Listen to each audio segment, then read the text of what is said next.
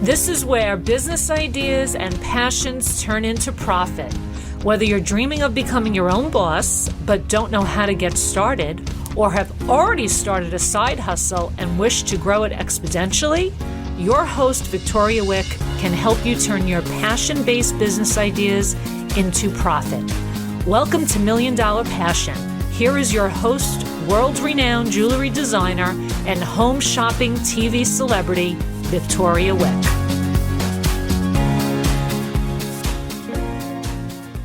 Welcome to another episode of the Million Dollar Passion podcast. So many of you who are listening to this podcast, you're already entrepreneurs, and quite a few of you are quite successful. Some of you are struggling, and I like to start with, I always like to start my podcast with a proposition, and also to solve problems that you're facing every single day. So one of the first things that a small business entrepreneur has to navigate if he or she will be successful is the whole idea of marketing yourself, getting yourself out there, getting visibility, letting people know what you do, how you serve them, and why you are the unique and the best in that field. Why they should give you a try, right? This is all part of the world of marketing, but we are now living in the world of experts or so-called experts who tell you what marketing is. It could be digital marketing. It could be, fancy, slick ads. All those things come into play. Well, I've got somebody here who has, basically grinded it out over several businesses that he has founded and, worked through. So this isn't like, for marketing solutions for people who've got millions of dollars to spend. This is for, those of you who really have to watch your money, who really have to watch your actions, and also time as well. So here, without further ado, I want to welcome Tim Fitzpatrick, who is a marketing expert. Welcome to the show. Victoria, thanks for having me. I'm excited to be here. Yeah. So first of all, just let's give me a 2-minute, give our audience a 2-minute overview of how you became a marketing expert and why you are a uniquely different kind of a marketing expert. Yeah. So my entrepreneurial journey has not been a straight path. I don't think any of them are. But when I graduated from college, I had no idea what I wanted to do. I was a math major. My dad had been an entrepreneur for a long time. Already a math major. Yeah, he was. He had started a wholesale distribution company a couple of years before I graduated, and I knew he needed some help. And he had no full-time employees at that point. I said, "Look, let me work for you for 3 months and see, to give me time to figure out what I want to do with the rest of my life. And I know you need the help." So he said, "Yeah, absolutely." So I jumped in. We were selling consumer electronics, home theater equipment to contractors. And after 3 months, I was hooked. Like, I loved it. I became the first full-time employee, and I was wearing every hat, right? I mean, wait, let me pick up this phone. I'm doing AR. Wait, let me do this. I'm doing sales. It was an awesome experience. My dad and I, we grew that company about 60% a year for 9 years, and then we sold it. But I learned more doing that in 6 months than I did in 4 years of college. It was an amazing experience, one that I would never want to change. But when I got out of that, I needed to do something different. So I shifted gears. I got involved in residential real estate for a while, which I did not like. But the one thing I learned from that was how to put myself outside of my comfort zone. Yeah. And now I don't, there's not much I'm not worried about jumping into. But when I decided to get out of real estate, I was waking up each day going, "Oh my God, I hate this." And why own a business if you're going to be in that position? So I shifted gears again. And that's when I got into what I'm doing now, which is marketing. And we focus on the fundamentals, keeping marketing simple. It is so easy to overcomplicate these days. And I just love marketing. It's dynamic. It's always changing, but the fundamentals of any discipline do not change. Absolutely. I agree with that 100%. So yeah, I forgot to tell you this, but I actually have a master's degree in marketing. And I was told that I was not going to be good at marketing because I didn't understand the nuances, all this stuff. Like my professors who really liked me told me that I wasn't going to be, they were just looking out for me, they didn't think there was any future in me with marketing. So they convinced me to change my major from marketing to finance. I I had taken too many courses at that point to just give up on the major. So I went ahead and finished that out. And I then still got a degree in finance, neither of which I actually use today. I wouldn't say that I don't use that marketing degree per se, but a lot of the things that they teach you in school, they're not applicable for a small business. I mean, they're really made for plugging into a large company and, learning how to spend their money. Yeah. So now in your case, I mean, you've had in your father's company, let's go back to that, because that's where you probably learned a lot about the marketing principles.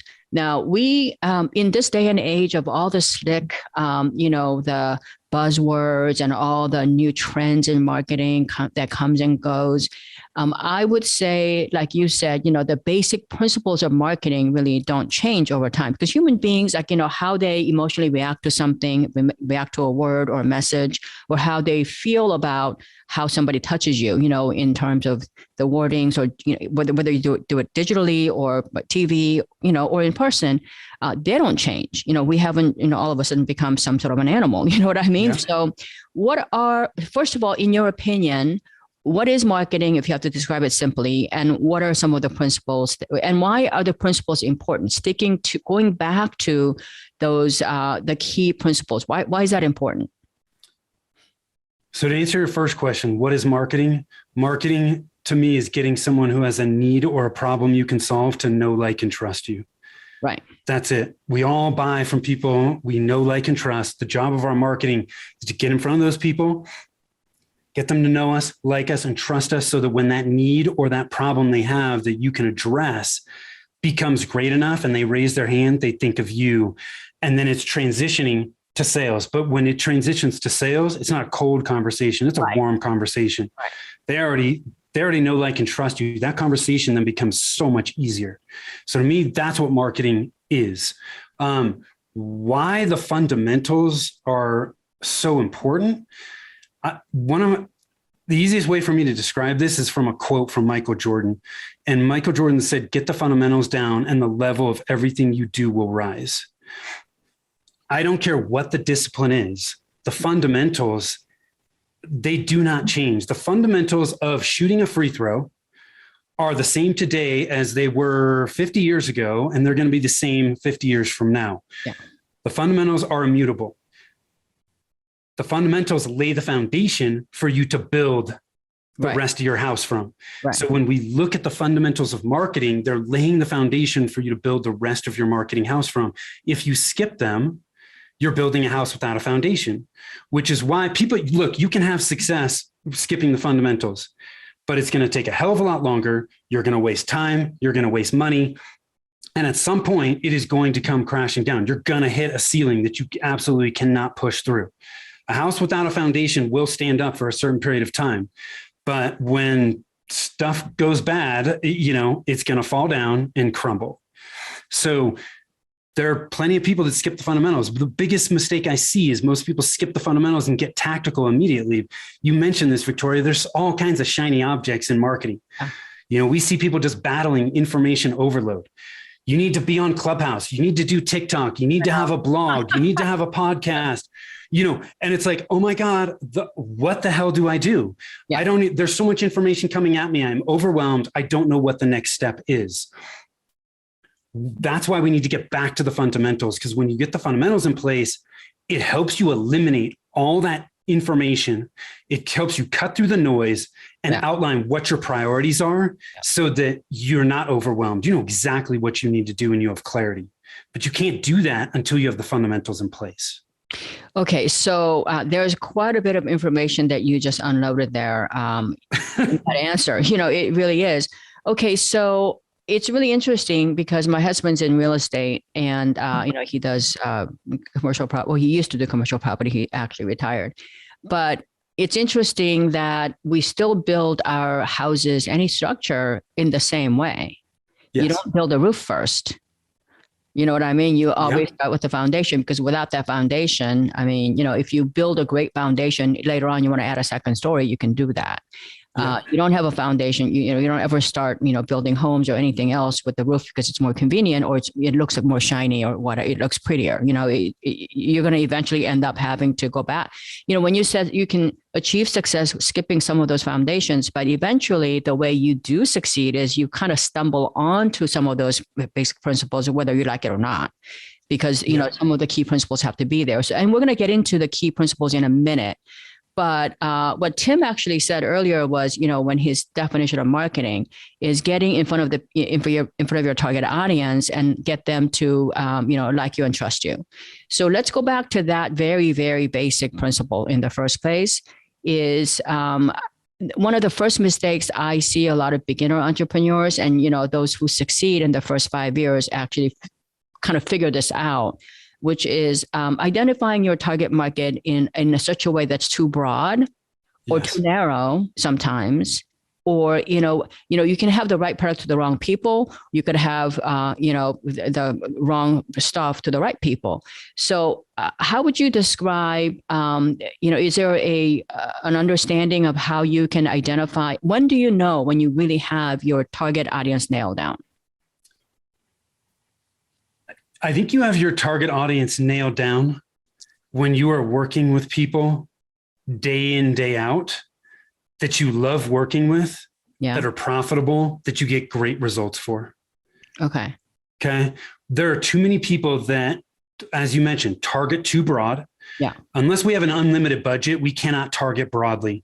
And when we say narrowing down that target market, that doesn't mean those are the only people you're doing business with. It just means those are the only people you are targeting your marketing towards. Right. But when you can hone in and who those people are that you enjoy working with, like, why do you want to be in business and like bang your head against a wall every day? If you're going to stay in business, you need to work with people that are profitable. There's nothing wrong with making money. Mm-hmm. And if you're going to work with people and stay in business, you have to get great results for them. Right. So you have to understand who those people are.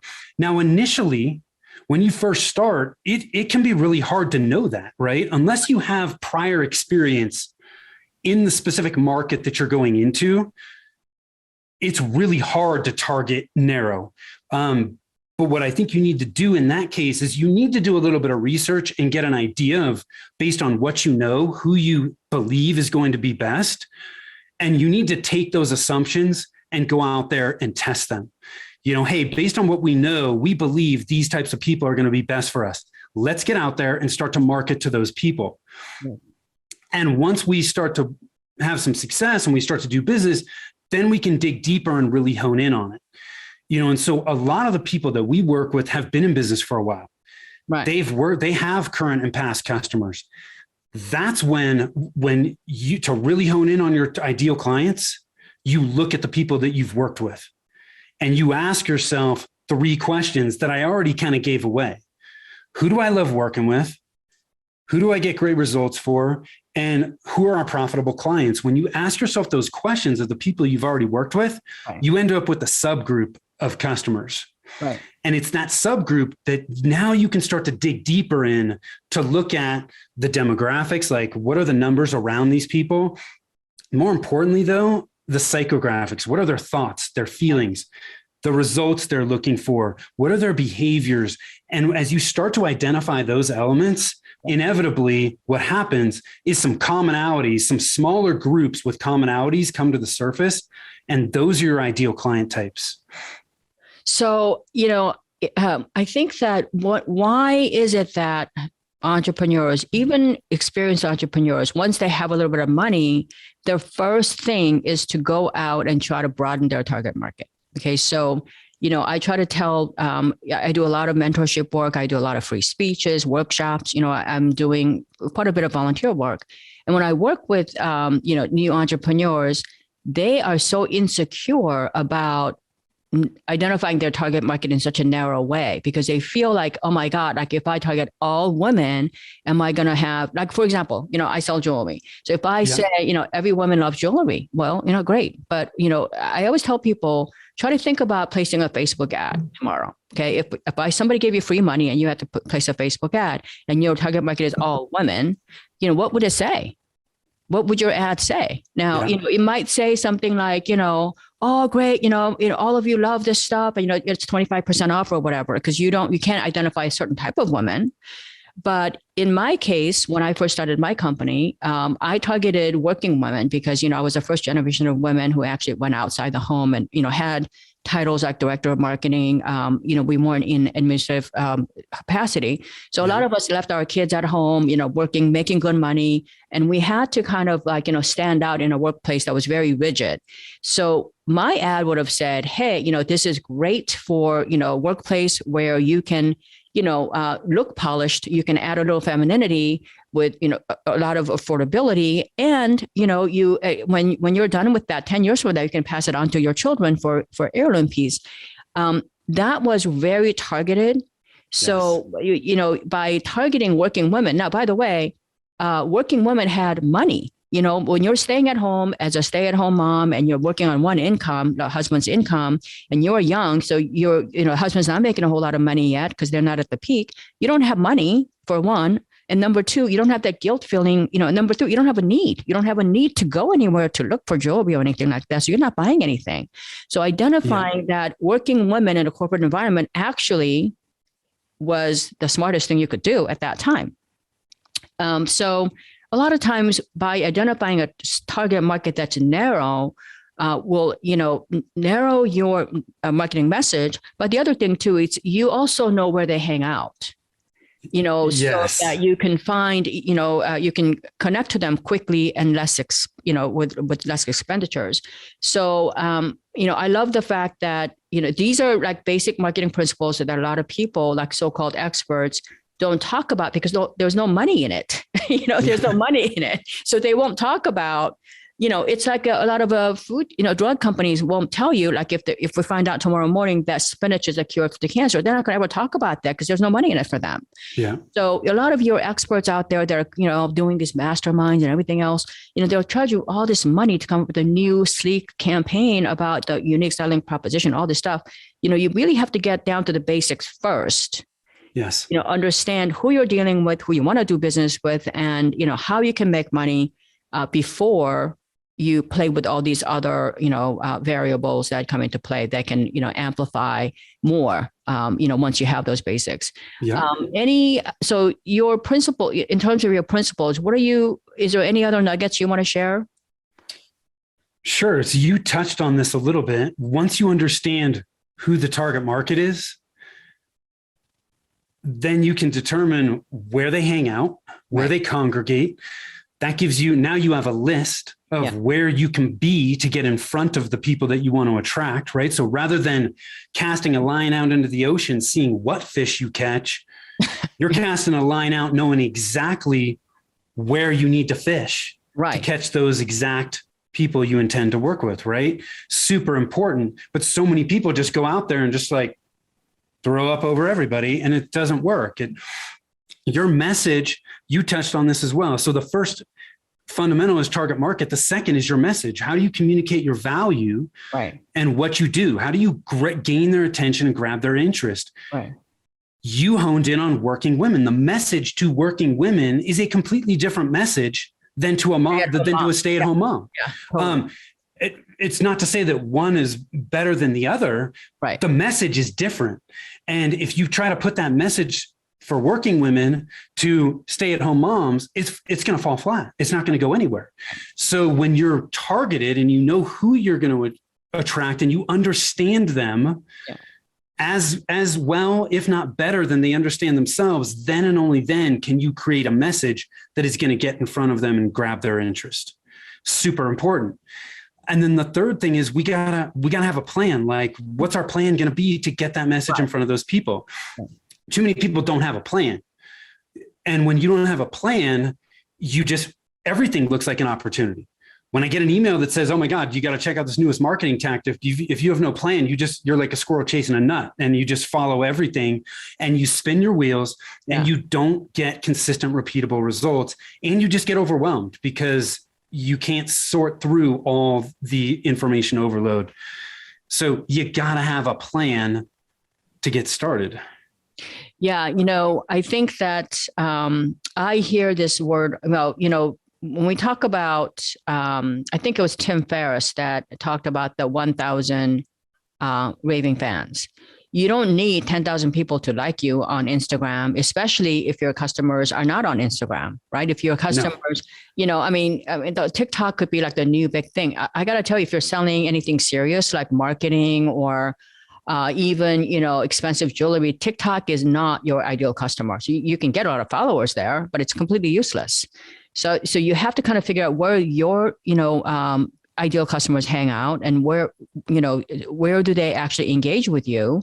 And then you have to basically get your people. But, what I want to say is that you don't need, when you're first starting out, if you're launching a new product or anything, you're better off getting that 1,000 raving fans who just really are fanatical about you and your services so that they tell 10 people, each person, then there's your 10,000, right? Yeah. And with that, you can do a lot. You can do quite a bit of business. You can do a lot of research. You can actually, there's a lot to build from. So I would say that, understand your market. And in order for you to, now, the other thing I hear a lot is from, because I'm really out there, I work with the Global Female Society of Entrepreneurs, all these groups. And whenever I'm talking and, in these terms, like how you and I are talking, a lot of women will say, oh my God, this is so much information and I'm, overwhelmed, I'm overloaded.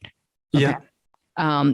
So, and I want you to, if you're listening and you are right now feeling overwhelmed and overloaded, don't worry, because you can actually right now go to Tim's website. And it's Rialto, Rialto, marketing.com. And, if you go to, if you do that, rialtomarketing.com, you're going to get a lot of free information there. That's downloadable. You can learn a lot about this. And I love, free information. Even if I just go through the whole website, I find one thing that I didn't know before, It's worth it. But if you want to, connect with him further, you can go to rialtomarketing.com /million passion. And now, it's going to be all in the show notes, but what I want to tell you is don't be overwhelmed. This is, we're just having a conversation here.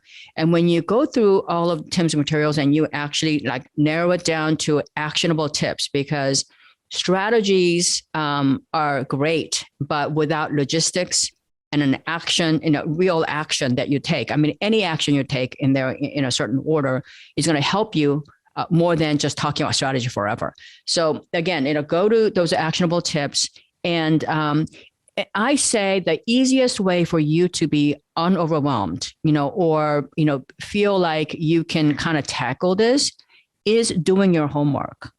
Find out who you think your target market is, and then find out where do they shop, what do they, what kind of TV programs do they watch? You can do a lot of research on, on the internet today. Yes. You can actually put a poll on your, if you get 20 to 50 random people, not your friends, not your, mom and dad, but random people to give you, feedback, you actually have a lot of information there. Okay. Like you're going to get a lot of information that you can chew through. So do your homework, ask them questions, be vulnerable, let them know, that you're not perfect. I mean, I don't know. I'm not perfect all the time. In fact, I'm not perfect ever. There's a lot of, Me neither. So let them know that, because, as a small business owner, this is your distinctive advantage. Being able to be nimble, being personable, being likable, being, somebody you can trust. A lot of corporate America, they don't look like they're cuddly, nice people that's going to care about you. They can't, because their persona is already out there. So do your homework and educate yourself. I mean, that's the other thing. Like, I built my business, and many of you know my background. I built over $500 million company without any money, really. I've spent less than $10,000 in 35 years of advertising. Think about that. Just grinding it out, understanding who my target market is, and keep on evolving, because whether you like it or not, your customers are constantly evolving. And they move away, they do all these things. So you have to keep on evolving and you have to keep on elevating. But if you don't have the foundation to begin with, you're going to have a hard time elevating or innovating, right? So any other information you want to share when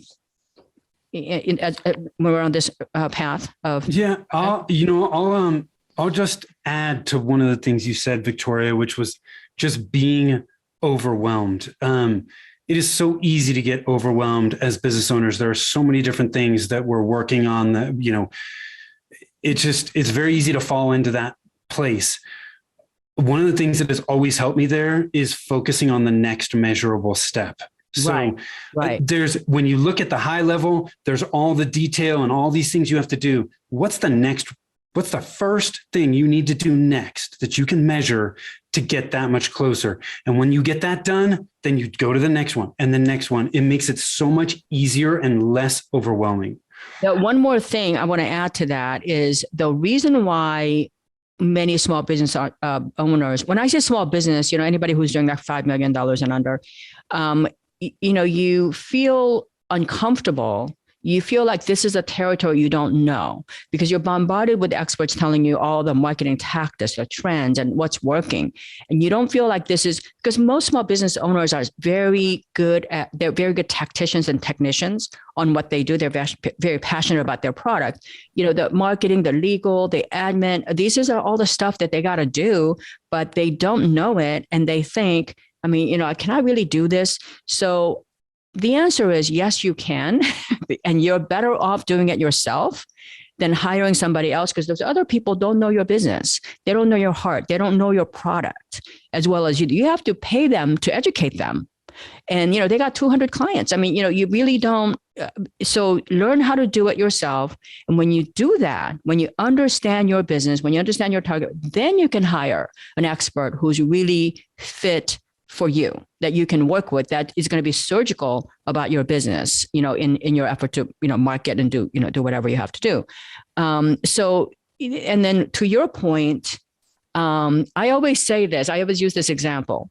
If you talking about small, short, attainable goals and being able to measure them and keep yourself accountable, whether that's weekly or monthly, the next measurable step.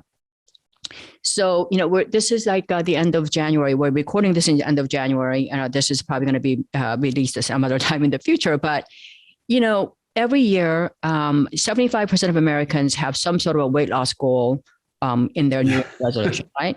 By February 15th, 80% of those people have given up on their goal already. Because their goal was something like, I'm going to lose weight. I'm going to really get into this year, I'm going to get healthier. I just, put it off for 5-10 years now. And I'm 40 pounds heavier. I'm going to lose weight. This is their goal. Okay. And you try to lose weight. You don't know where to go. You don't know. You do know. You have to kind of cut down on eating. You do probably have to exercise, but you don't have time. It's the last thing you do. So the next thing you know is like, what? I'm going to get to it later. And then next year comes, it's the same thing. But if you said to yourself, I am going to lose 10 pounds in the next 10 weeks. So I just have to lose 1 pound a week. Now, if you said that, if that was your goal and you say, well, what do I have to do to lose 1 single pound a week? It's 300. You just have to cut out something like 300 calories a day. And you're like, what? I can cut out my wine in the afternoon or my toast in the morning. And, I got to walk my dog anyway. So I'll do that. And then you lose, 10 weeks later, you might lose 7 pounds and not 10. You might lose 15 pounds. But either way, you've got momentum. You're better off then, because if you didn't get to the goal, if you got the 7 pounds off, the next 10 weeks you do that, you might get another 7 pounds. That's 14 pounds off. And that's just 20 weeks. Think about that, right? It's pretty. So it's the power of, setting those very short, attainable goals that, you can achieve. And that's true with marketing. Like, whatever you do, I think that understanding, I love that, the idea that, and that's how I built my business, by the way. I started my company trying to make $2,000 a month so that I can feed my kids. And, I was driving a car with like 150,000 miles on it. And it was a Ford Pinto that basically blew up. It had a recall. It was really known for fires and stuff. This one didn't make it, and I bought the whole car for like $1,500, and I drove that thing for like another 5 years. And so I was just trying to make $2,000 a month, and then the next month I was trying to make the $3,000 a month, And so next thing you know, I mean, once I got to like $5,000 a month, I was making, 20, 30. I mean, I did more than $1 million in the first 18 months just by doing that. Like just because when you do those short attainable goals, it really makes you good at the things that you focus on. Mm-hmm. You know what I mean? So you don't have to relearn that, skill. So, first day you might walk your dog down the block and you might have cut out just, one piece of toast. After 10 weeks, you might go, you know what, that wasn't so bad. Maybe I'll cut out the toast and the wine. Yeah. And maybe I can go down 2 blocks because you know what, when I saw, when I went down that block, I saw a cute little lake there. And then, and the next week you might go 3 blocks. So it builds momentum. And by the way, you already know the 2 blocks along the way, right? So it becomes easier and your dog is, conditioned to doing this. So again, I digress, but I just think that there's power in everything you've said today. So Tim, any other, as we close this episode, any last minute tip that you want to share? You don't have to, but sure. No, sure. So I'm going to sound like a broken record here, Victoria, but just don't skip the fundamentals. The fundamentals are the fuel behind the tactics. Any tactic can work. Yeah. It's what you put behind it that's going to determine whether it works or not. Right. So, whether you choose to have me help you with those fundamentals or not, just don't skip them. Right. You will be so much better off. You will get to where you want to go faster by taking the time to get these in place now.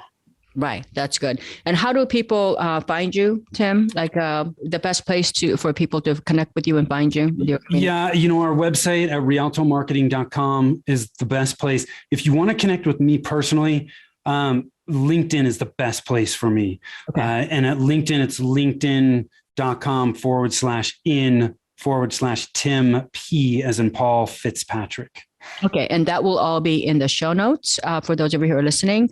So again, thank you so much for listening this week. I sign off every week with wishing you health and happiness. And remember, happiness is a choice. And I hope you make great choices this coming week. Thank you. You've been listening to $1 Million Passion, where we turn dreams into reality and passion into profit. According to ancient Chinese proverb, a journey of 1,000 miles begins with a single step. Congratulations on taking that first step today. For more information on how Victoria can help you turn your business idea into $1 million and to download Victoria's free ebook on passion-based business ideas, visit milliondollarpassion.com. Don't forget to subscribe, rate, and review the show on your favorite podcast player.